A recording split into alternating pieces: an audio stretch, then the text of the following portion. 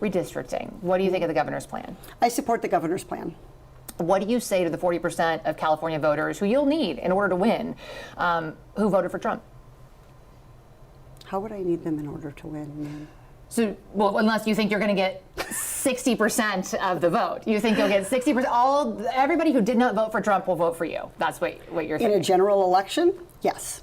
If it is me versus a Republican, I think that I will win the people who did not vote for Trump. What if it's you versus another Democrat? I don't intend that to be the case. So how do you not intend that to be the case? Are you going to ask them not to run? No, I'm saying I'm going to build the support. I have the support already in terms of name recognition. And so I'm going to do the very best I can to make sure that we get through this primary in a really strong position. But let me be clear with you. I represented Orange County. I represented a purple area. I have stood on my own 2 feet and won Republican votes before. That's not something every candidate in this race can say. If you're from a deep blue area, if you're from LA or you're from Oakland, you don't have an experience. But you just said you don't votes. need those Trump voters. Well, you asked me if I needed them to win. So you don't I think feel like this is unnecessarily argumentative. What is your question?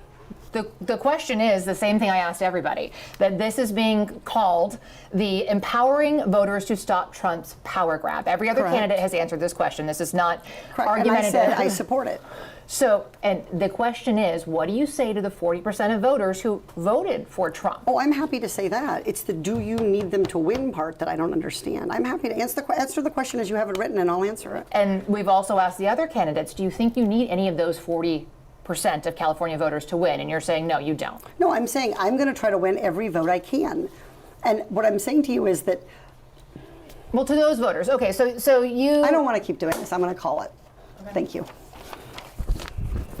You're not going to do the interview with us? Nope, not like this. I'm not. Not with 7 follow-ups to every single question you ask.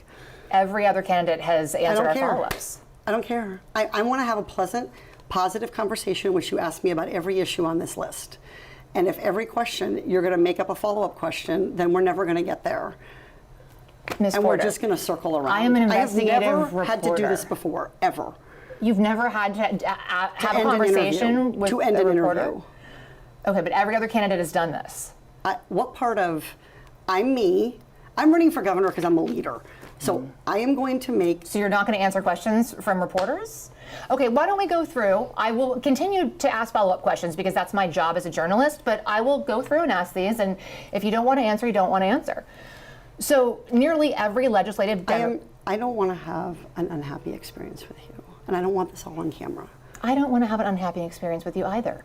I would love to continue to ask these questions so that we can show our viewers what every candidate feels about every one of these issues that they care about.